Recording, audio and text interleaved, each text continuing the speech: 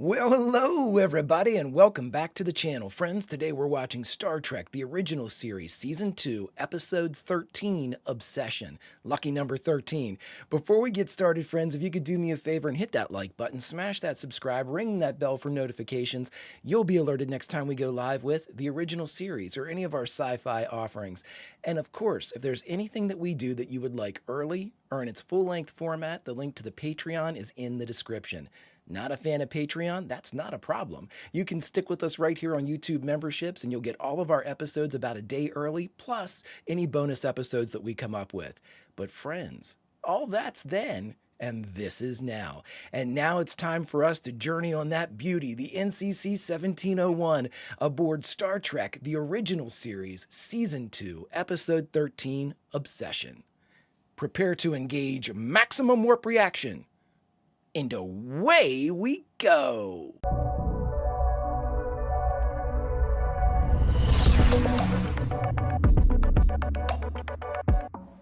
There it is. Pure tritanium. Tritanium? Inform Starfleet I recommend that they dispatch a survey vessel immediately. Acknowledged, Captain. Uh-oh. We won't be able to break it, Captain. I'll phaser off a specimen.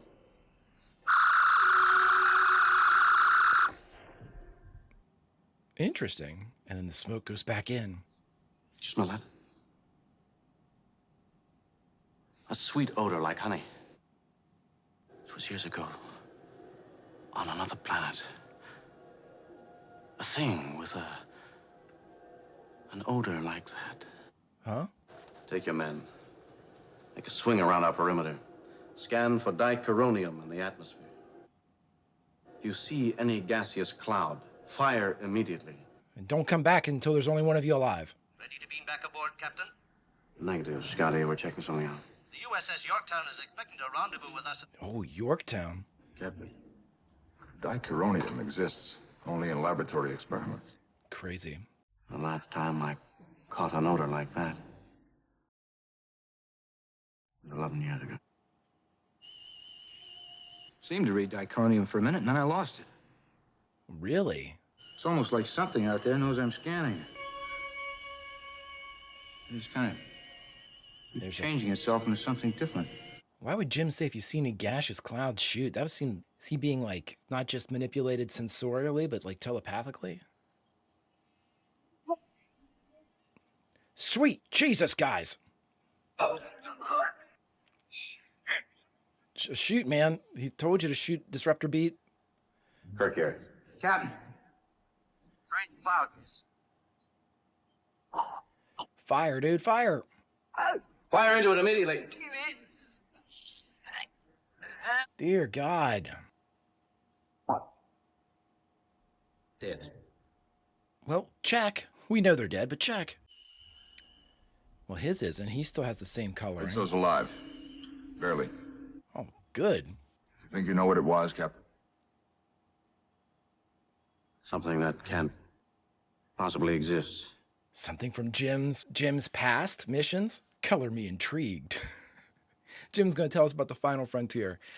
I think I'm going to take this moment to tell you all how much I enjoy this fucking show. I think about it all the time. I think about these characters all the time. I mean, I'm lucky enough to be watching The Expanse, which is one of the best shows ever. I consider this absolutely one of the tentpole science fiction events. But beyond all of that, I just absolutely love these characters. Again, I always say that I can't believe that I waited this long to watch these things, but I am so glad I waited this long to watch these things because I think I appreciate them more than I would have at any other point in my life because I don't know. It's just, it's weird. It's, I think I have more of an affinity for the crew because I'm older. I don't know if that makes any sense, but Art Wallace, who's the director? Oh, we're going back to Ralph Sininsky. Ralph's second offering this season. How's Ensign Rizzo? Still unconscious, sir. Transfusions? Continuing as rapidly as possible. His blood count is still 60% less than normal. Wow. So it almost got him. Spock here. Ready to leave orbit, Captain. Hold your position. Cutting in, if I may, Captain. The USS Yorktown is... Cutting in. Those medical supplies are badly needed on planet Theta 7. They are expecting us to get them there on time. Theta 7. We are remaining in orbit until I find out more about those deaths on my responsibility. I'm perfectly aware that it might cost lives on Theta 7. Kirk out. And I'm willing to take it. You'll find the USS Farragut lists casualties 11 years ago from exactly the same impossible causes. Really? Oh my God, Jim backstory. Can you bring Ensign Rizzo to consciousness for a moment? Yes, but Will it hurt him if you do so? in his present condition, I don't think it would make much difference. All right, well, let's wake him up. This is the captain. Can you hear me? There is no Enzo, only Zool. Rizzo. Did I say Enzo? A sickly sweet odor.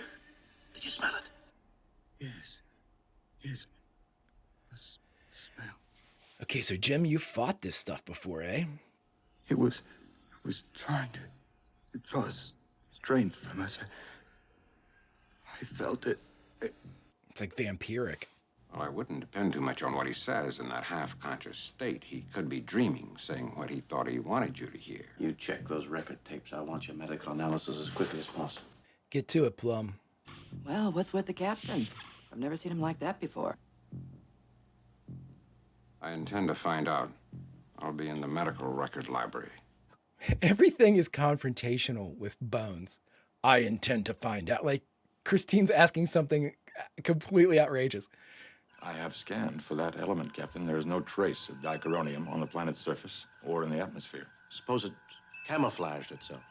Camouflaged? It would have to be able to change its molecular structure, like gold changing itself to lead or wood changing itself to ivory. Like alchemy. It may provide some answers to a tape record, which I think you'll find Dr. McCoy is looking at this very moment. Chekhov, take over on scanner. I like Chekhov is second to the science station. I like it. Ensign Garovic reporting, sir. Are you the new security officer? Yes, sir. Was your father? Yes, sir, he was, but I don't expect any special treatment on that account. What? Garovic. I have a report on Ensign Rizzo. He's dead, sir. Oh, fuck. Are you kidding me? You knew Rizzo? Yes, sir, we were good friends. Oh, man. You'll get a crack at what killed him. Interested? Yes, I am, sir. I want 4 men armed with Phaser 2 set for disruptor attack. Man, I really, really wish we had a security chief. I just think that's a position that's sorely lacking on the Enterprise as a part of a character, characters that we could go back to. Not a full-time cast member, just Reading is changing, sir. this kid would be cool. My gray-haired guy from season 1, though, Devil in the Dark's my favorite. Take 2 men, circle around to the left. I'll take the other 2 and go the other way. The creature is dangerous. Shoot. Benson, Bardoli. Come with me. At least they split into even groups. Normally it's like, you two go off by yourselves. The other 18 of us will stay together. Cool framing of the shot. They do a good job. Fire kid. Fire kid, come on. A Phaser, come on! The handheld by Sininsky given enough of it. Oh no. We are losing some people. This is 5 red shirts now? I really like the idea of backstory for Kirk from a prior mission. I am now even more convinced that this is not only an intelligent creature, but the same which decimated the crew of the USS Farragut 11 years ago in another part of the galaxy. Why am I keeping the ship here? Revenge? But you didn't come into actual contact with it, did you? No, sir, I was furthest away from it. Thank God. 20 yards, sir. You fired at a large, hovering target at that distance and missed? I didn't fire while I was hovering, sir. You mean you froze? No. He didn't. Well, I was startled. For a second. And then, by the time I fired, the thing was already moving. You can't blame this kid for that. I mean, Ensign, you're relieved of all duties and confined to quarters until further notice. Yes, sir. wow. Okay. Damn, Jim. Scientifically. You'll both be filing reports. Make your comments and recommendations. Uh-oh. Jim is singularly focused on this, so that means he's going to hear nothing from anybody else.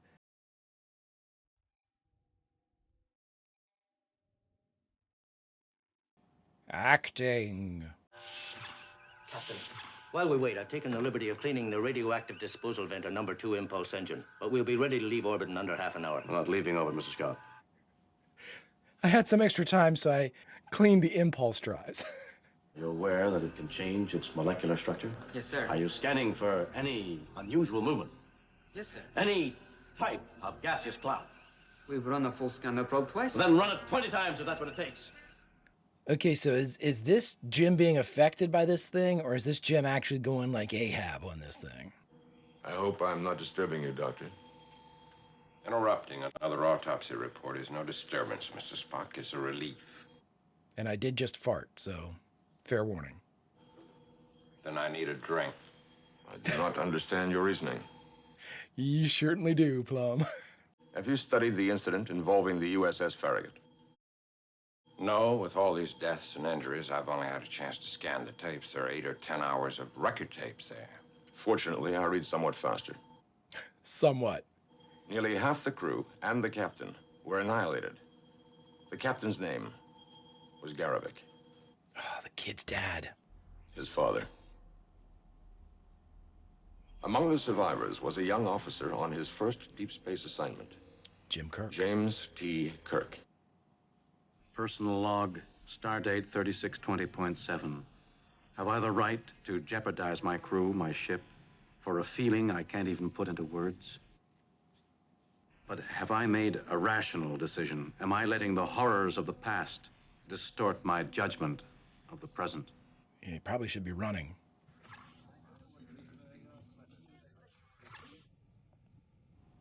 I came here for a fight. I'm going to talk to him, Jim. Scanner report. Continuing scanning, sir. No unusual readings. You know the greatest monster in them all, Jim? Guilt. Get to the point. Yeah. Jim, when a young officer is exposed to unknown dangers for the first time, he's under tremendous emotional stress. Like Garovic. Now, we all know that. Ensign Garovic is a ship command decision. You're straying out of your field, Doctor. He's talking about you. I was speaking of Lieutenant James T. Kirk of the starship Farragut. According to the tapes, this young Lieutenant Kirk insisted upon blaming himself. Because I delayed in firing at it. You had a normal emotion. You were startled. You delayed firing for a grand total of perhaps 2 seconds. If I hadn't delayed... Don't you understand? You lost people. It's the first time you lost people. Killed 200 crewmen. 200? Damn! He was my commanding officer from the day I left the academy. Oh, that was the first assignment. Was the finest man I ever knew. Killed that thing if I had fired soon enough the first time. You don't know that. You don't know that, Jim. Yeah. You don't know that any more than you know that Garovic could have destroyed it. I can't help how I feel. There's a malevolence. It's evil. Must be destroyed. A young boy who reminds you of yourself 11 years ago. Don't push our friendship past the point where I have to take a I'm not, Jim. That's it, Plum. I am preparing a medical log entry on my estimation of the physical and emotional condition of a starship captain. Oh, shit. Which requires a witness of command grade.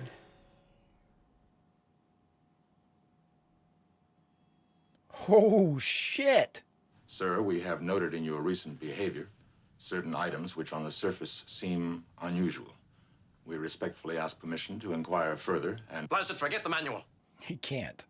Sir, the USS Yorktown is waiting now at the rendezvous point. Why are we staying here? They need those vaccines on Theta 7, Captain. Now, why are we delaying here? Because I'm convinced that this is the same creature that attacked the Farragut 11 years ago. My report is on the tapes. As it attacked us 11 years ago, as I lost consciousness... Smelled honey? I could feel the intelligence of the thing. I could sense it thinking, planning. You say you could sense its intelligence, Captain. How? You state that it happened just as you lost consciousness. Now, the semi-conscious mind is a very tricky thing. A man never knows just how much is real or how much is imagination. I mean, that's true. If it is the same one, if it therefore is capable of space travel, it could pose a grave threat to inhabited planets. Jim, we're not trying to gang up on you. And you haven't, Doctor. You just want answers. You've asked the proper questions. You've both Done your duty. Leaving the planet's surface, heading into space. Oh, shit. Red alert. Prepare to leave orbit. I thought smoke was going to come out of the vent. I know that was the light, but I thought they were panning up to show smoke. No, Sulu, I don't like this. We can't maintain warp 8 speed much longer. Pressures are approaching the critical point. Range, Mr. Chekhov. 0.04 light years ahead. Oh, boy. So they're chasing it. I thought it was after them. There she blows. It seems to be in a borderline state between matter and energy, elements of both. Really? Open hatch and impulse engine number 2. Mr. Scott was doing an AID cleanup on it. We won't be using the impulse engines. Turn the alarm off. Fuck that warning light. We can't do it. If we keep this speed, we'll blow up any minute now. Scotty's not bullshitting. Go to warp 6. Whew. They're going to lose it, though. This poor kid. Hi. Everyone else is at alert station, so I brought you some dinner. Is the entire crew about ready to explode positively? You're lucky you're out of it. What do you mean out of it? Well, Christine, that's probably not the right thing to say. If I'd fired my phaser quickly enough on Arcus 10, this wouldn't have happened. You know, self-pity is a terrible first course. Why don't you try the soup instead? I told you, Christine, I'm not hungry. Now, if you don't follow his orders, Dr. McCoy could, and possibly would, have you hauled down to sickbay and fed intravenously. So everybody's giving this kid a tongue lashing today. Kick him when he's down, why don't you? I thought you took Garavik some food. What were you doing with this? Applying psychology. It's a prop. A little bit of Christine there. I like that. Little insight. Little scenes like that are very, very needed. I like it very much. Approach slowly. I don't understand. It was outrunning us. Doesn't want to outrun you. Phasers ready? Phaser show ready, sir. Is this Play-Doh?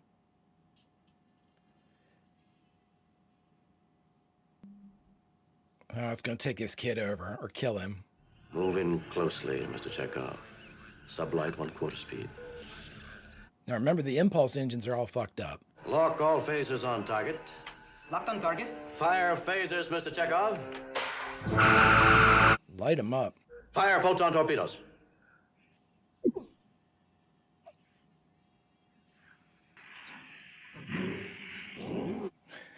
Spock never stops looking. 5 seconds to contact. Interruler. All hatches remain secure. All lights on the board show. Back off. Something's entered through the number 2 impulse vent. Negative pressure in all ship's vents. Alert all decks. Yeah, try to force it out. It attacked 2 crewmen, then got into the ventilating system, and now we have air for only 2 hours. Bones. One man has a chance for survival. The other is dead. Damn. You can add that little price tag to your monster hunt. That's enough, Bones. It's not enough. That's right. May I suggest we no longer belabor the question of whether or not we should have gone after the creature. The matter has been rendered academic. Yep. The creature is now after us. Creature, Mr. Spock. It turned and attacked, Doctor. Its method was well considered and intelligent. It's sentient. Scotty, try flushing the radioactive waste into the ventilation system. See what effect that has. Aye. Now, the rest of us will be fucked when those things turn back on, but we'll get it. I'm sorry, Jim.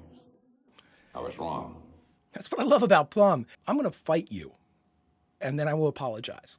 If you had fired on time and on target 11 years ago, it would have missed. It would have made no more difference than it did an hour ago. Captain Garavik would still be dead. The fault was not yours, Jim.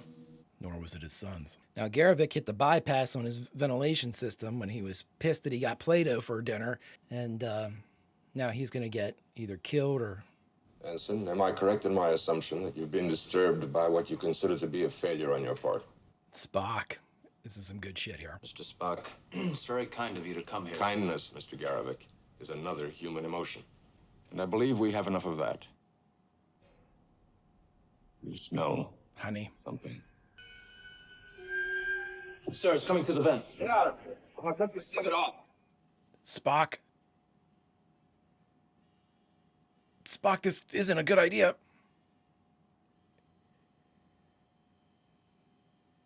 It reminds me of the and of Wrath of Khan, which is going to destroy me when I watch it again. Quick, rewind the tapes. You saved my life, Captain. I should be lying dead in there, not him. Fortunately, neither of us is dead, Ensign. How are you? Mr. Spock, why aren't you dead? It's that green blood of his. My hemoglobin is based on copper, not iron. I'll bet he left a bad taste in the creature's mouth, too. Colloquially expressed, but essentially correct. I said the thing was alive. It remembers you. But I did know it was alive and intelligent. It remembers you. The creature's moving back toward the number 2 impulse vent. The radioactive flushing may be affecting it. Stop. I don't understand, sir. I'm asking for your military appraisal of the techniques used against the creature. Ineffective, Captain. Wow. I realize, Captain, you did everything you could do. I know that. It's just that nothing works against a monster that can do the things that thing does. I delayed firing. And if you hadn't delayed firing, no difference. Yeah. No weapon known would have made any difference. Then,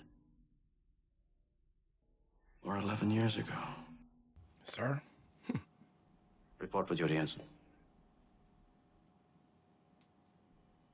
Thank you, sir. I would like to see this kid's story. Oh, are you kidding me, man? Come on. Mr. Scott, I'll need all the speed you can deliver. Keep at it until we begin to shake apart. Kirk out. Jesus. Chekhov, compute course for Tycho star system. Computed and on the board, sir. Ahead full. It's running home. We will rendezvous with the USS Yorktown in 48 hours. I mean, I'm assuming the vaccine can last that long. Contact medical stores. I want as much hemoplasma as they can spare in the transporter room in 15 minutes. Yes, sir. Bait. It seems attracted to red blood cells. What better bait could we have? There is still one problem, Captain. If our vessel is in orbit and encounters those shockwaves... A chance we'll have to take, Mr. Spock. Really? If a man is beaming up when that hits, we may lose him. That's exactly why I've decided to set the trap myself. You're not allowed to do that. It will require 2 men to transport the antimatter unit. I'd like permission to go with you, sir. I had you in mind, Mr. Garovic. Both have a score to settle. Proceed immediately to maximum orbit. Oh, is that hovering? That's dope if that's hovering. Less than 1 ounce of antimatter here. More powerful than 10,000 cobalt bombs. Let's hope it's as powerful as man will ever get. It is hovering. Look, they let go of it. That's so cool. Detonator. Yes, sir. Oh, I hope this kid doesn't die, even though I'm sure we'll never see him again. Antimatter container position and arm. I'll call you back when it's baited. Kirk out. Captain, look. Let's get out of here. What are we doing, guys? Hemoplasm. The bait's already taken. We'll have to use something else for bait. Sir, that thing only feeds on blood. Garovic, get back to the ship. He's not going to let you do that. Ensign, I give you an order. Yes, sir. I knew it. I knew he was going to attack him.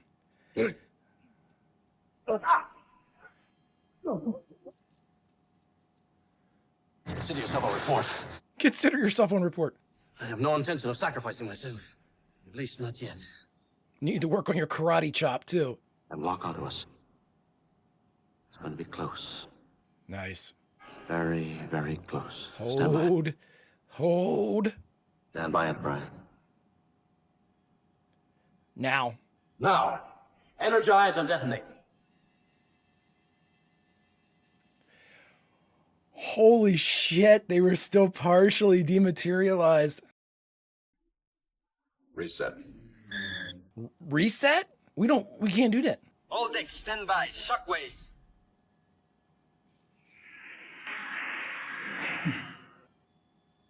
Do something. We are, Doctor.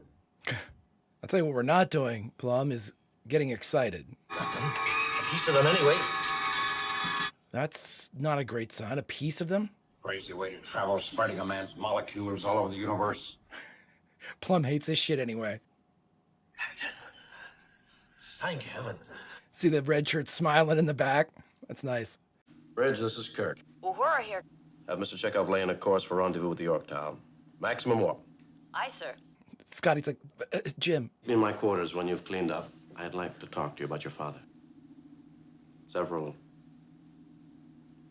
tall stories I think you'd like to hear. Thank you, sir. Yeah. Oh, man. Shit, we need this kid back. Is that our leave line? Yep.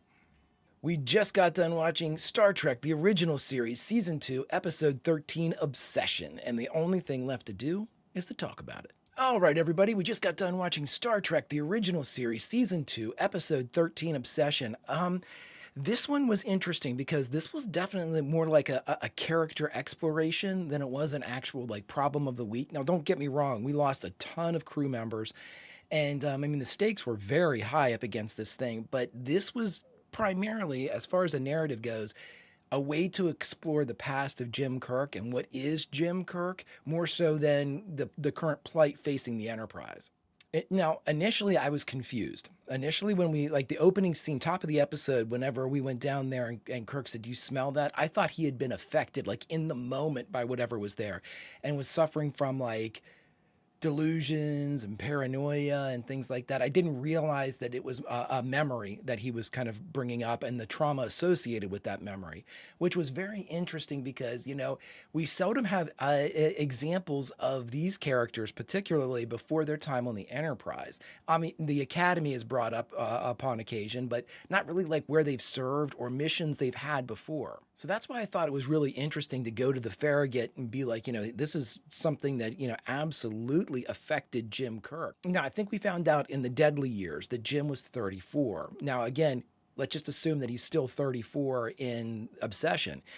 If that's the case, then 11 years ago, we're looking at a 23-year-old Jim Kirk. And so this 23-year-old, you know, out of the Academy, first assignment we've learned now is the Farragut. And he was with this Captain Garavik, you know, for the entirety of his time until Captain Garavik's demise on the planet Tycho 4. And so with all of that in play, I think that it's a really great exploration, not only into, you know, we talk about this a lot, you know, Jim doesn't like to fail. And I think that this is a very telling point in like the construction of the persona that is Jim Kirk, that this event so affected him because he believed it to be a personal failure and his inability to like quickly fire the phasers that cost 200 people and his commanding officer their lives. So being able to revisit that and explore that, of course, Kirk is going to be obsessed with kind of righting that wrong or correcting that failure or, you know, turning a failure into a victory, so to speak, by killing the creature. Now, again, it was Ahab-y in a way, but, you know, Ahab had personal reasons for wanting to go after the white whale that really didn't, when I mean personal, yes, Kirk had personal reasons too, but Ahab never really worried about, you know, his path of vengeance wasn't, you know, you wronged my crew and my ship, I'm after you. No, you took my fucking leg and I'm after you.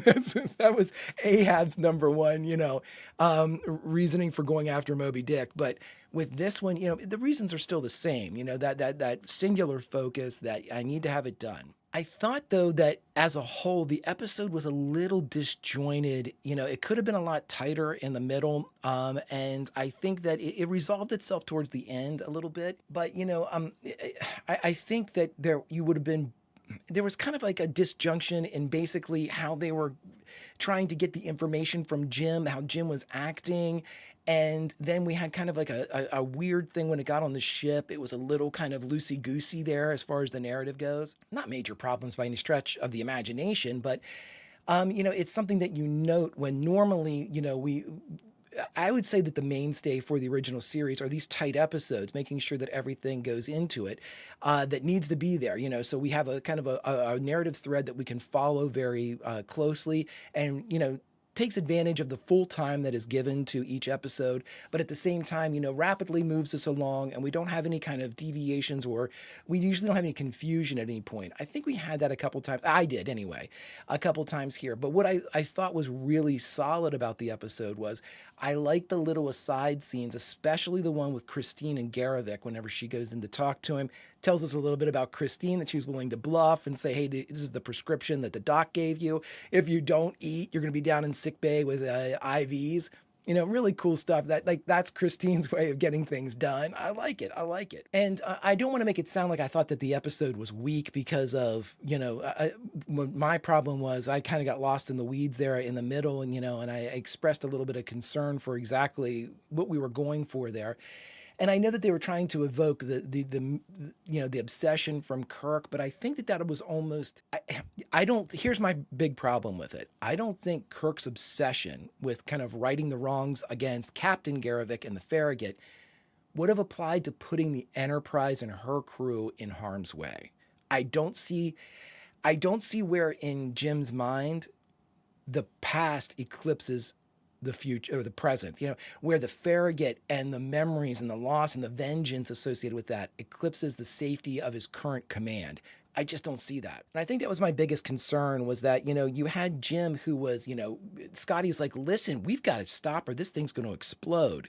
Okay. Then he's like willing to put the ship in danger, even though he didn't just leave the system. He knows what that thing is capable of. This is the same thing that killed the Farragut. He has to be aware that this thing could potentially kill 200 of the 400 that are on the Enterprise. That, I think, was my biggest problem with the whole thing, and that's kind of like rationalizing the obsession so it kind of superseded the safety of the Enterprise is where I thought it got loosey-goosey. Still, though, I thought it was a very solid episode, especially since we got backstory, which was fantastic. We got a really good scene between the three of them, the big three with Spock, McCoy, and Kirk, where they were kind of like challenging him to make sure he was, mentally aware and able to stay in command.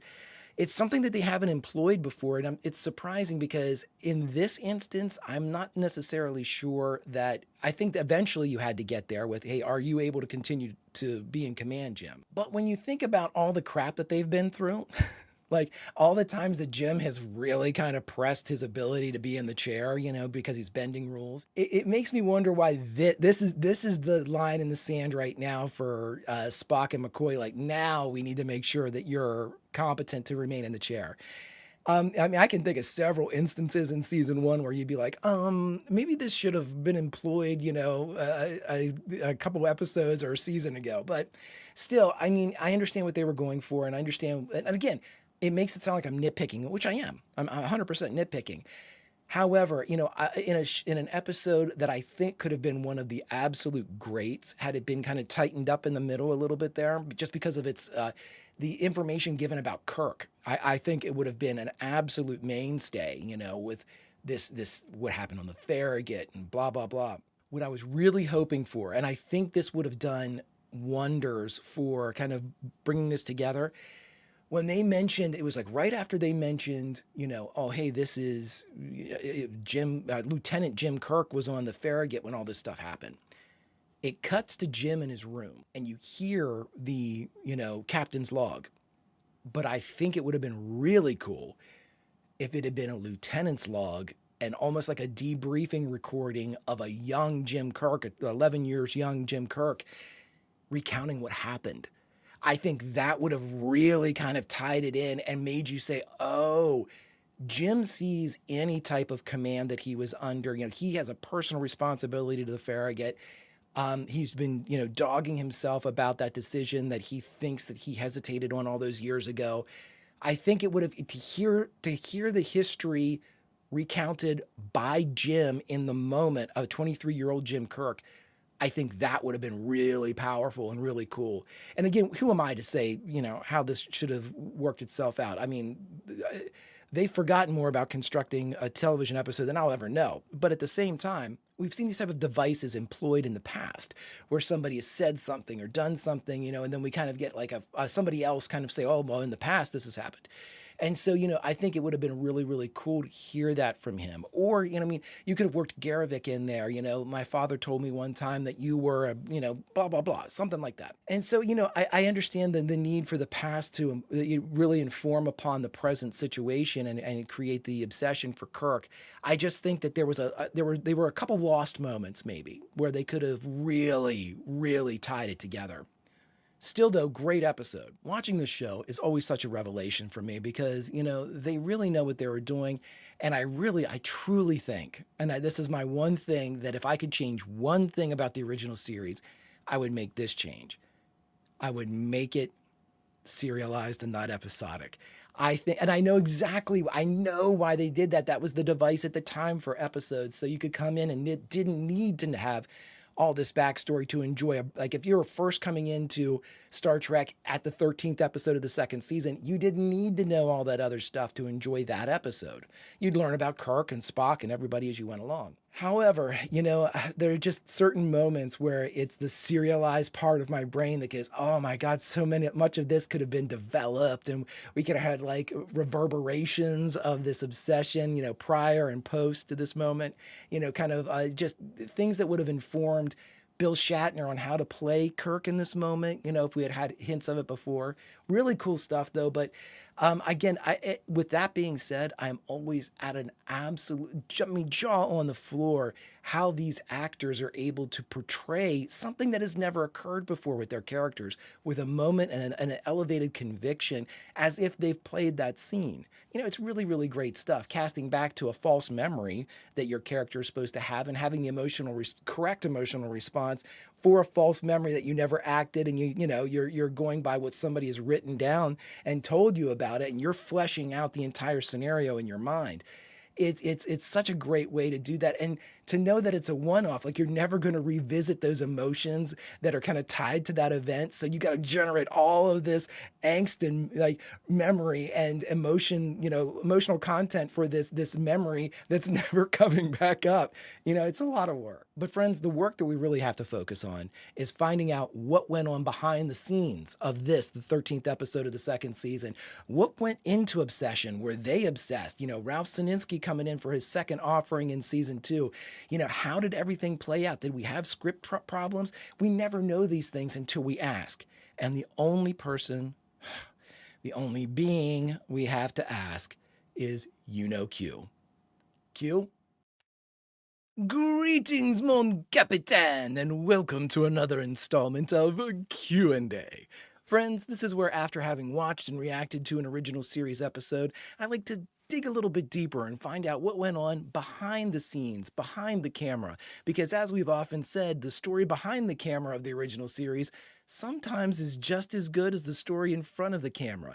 But to keep myself from going off into the weeds and talking for several hours, I've given myself 5 distinct categories in which to discuss. The first, writer and director. Who were they? The second, guest stars. Did we have any? The third, of the core cast or the Big 8, who appeared? And the fourth, and potentially the juiciest of the categories, production notes. What went on behind the camera?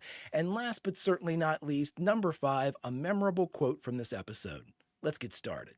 All right, everybody, for our first category, writer and director, who were they? Well, our writer for this episode was Art Wallace, and our director for this episode was none other than Ralph Sininsky. That's right, not Mark Daniels, not Joseph Pevney.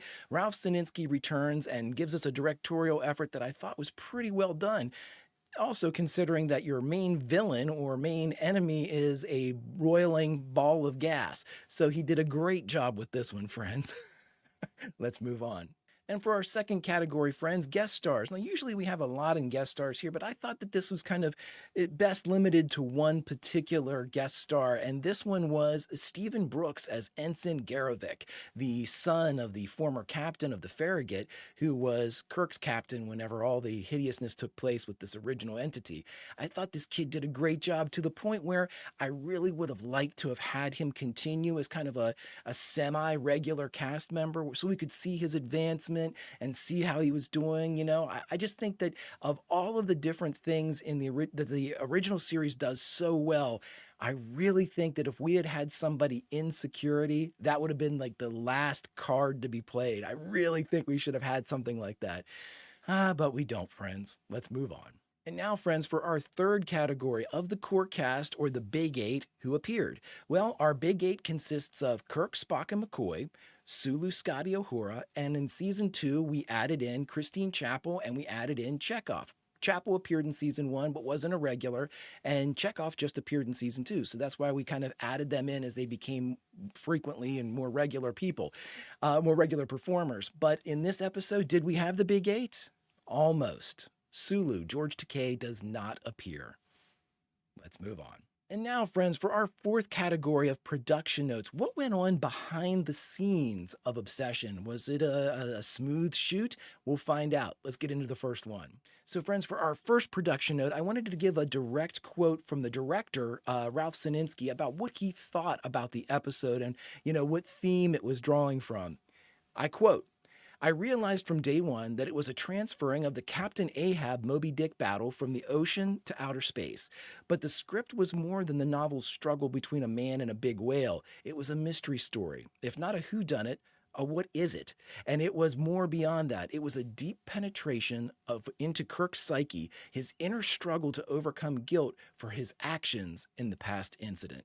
I thought that was great because it really, honestly, it's a great summation of what this was all about and the hopes of what it was trying to deliver for the character of Kirk. And I think they did both of those things. Let's move on. Now, friends, for my next production note, and this one breaks my heart because I'm a fan of Ralph Sininsky's work. I've appreciated what he's done in the past, but just listen.